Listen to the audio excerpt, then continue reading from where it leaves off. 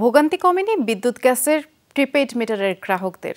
সোমবারও ডেসকো তিতাস অফিসে শত শত গ্রাহক ভিড় করেন। বিদ্যুৎ মন্ত্রী জানিয়েছেন, ইন্টারনেট না থাকায় অটো রিচার্জ সম্ভব হচ্ছে না। সবাইকে ধৈর্য ধারণের আহ্বান জানান তিনি।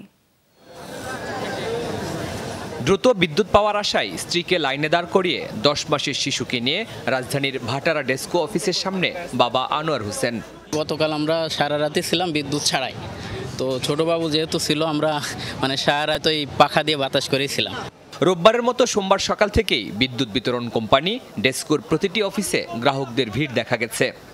কারেন্ট নাই, পানি নাই, বাচ্চা কাচ্চা নিয়ে রাত দিন মনে করেন খুবই কষ্টে আছি আমরা, খুবই কষ্টে। গতকালকে সকাল 10টায় আসছি, বিকাল 5টার দিকে চলে গেছি, তবুও কার্ড রিচার্জ করতে পারি না। দুনিয়ার হয়রানি এই আমাদের কারেন্ট নিয়ে এত হয়রানি কেন? আমরা তো এই দেশের নাগরিক, আমাদেরও তো অধিকার আছে সুষ্ঠুভাবে বাঁচার।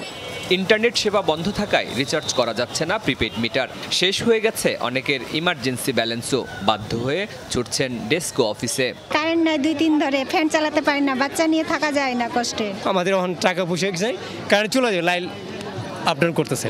ডেসকো বলছে, সাধারণ ছুটি আর কারফিউর মধ্যেও গ্রাহক সেবা নিশ্চিত করতে প্রাণপণ চেষ্টা করছেন তারা। সাধারণ ছুটির মধ্যেও আমাদের সমস্ত লোকজন নিয়ে এসে গতকালকে আমরা 12টা পর্যন্ত কাজ করে যত গ্রাহক গতকালকে আসছিল সবাইকে আমরা সার্ভিস দিছি, ভোগান্তি লাঘব করছি। আজকেও আমরা সকাল থেকে কাজ করতেছি এবং আশা করতেছি যে 5টার মধ্যে সমস্ত গ্রাহককে আমরা বেন্ডিং করে দিতে পারবো। তবে কর্তৃপক্ষের এমন আশ্বাসে খুব একটা সন্তুষ্ট নন প্রিপেড মিটারের গ্রাহকরা। তাদের দাবি, ভোগান্তি থেকে মুক্তির একমাত্র পথ সবার মিটারে অটো রিচার্জ নিশ্চিত করা। ওনারা তো জানে যে কোন কোন গ্রাহকের টাকা নাই, ওনারা অটো রিনিউ করে দিলে হয়ে যায়। 4-5 ঘন্টা লাইনে দাঁড়া 2000 টাকা ভরছি, পরে এখন কার্ড পাঞ্চ করে দিকে টাকা ঢুকে না, এখন আবার এই 4-5 ঘন্টার লাইনে। তবে বিদ্যুৎ প্রতিমন্ত্রী জানান, ইন্টারনেট না থাকায় সম্ভব হচ্ছে না অটো রিচার্জ। পরিস্থিতি স্বাভাবিক করতে আরেকটু সময় চাইলেন তিনি। এখন যে ডিজিটালি ইন্টারনেটকে ইউজ করে আমরা দিতে পারবো না। অফিসে গেলে পরে তাদের এখানে মেশিন আছে, তার মানে স্বয়ংক্রিয় মেশিন আছে, সেটা তারা কার্ডটাকে দেওয়ার পরে রিচার্জ করে দিতে পারছে। সেখানে যেহেতু ধরেন 4টা মেশিন, লাইন হয়ে গেছে 1500।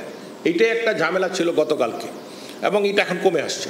বিদ্যুতের পাশাপাশি গ্যাসের প্রিপেড মিটারের গ্রাহকরাও আছেন চরম ভোগান্তিতে। বলছেন, গ্যাস না থাকায় দুর্বিষহ জীবনযাপন করছেন তারা।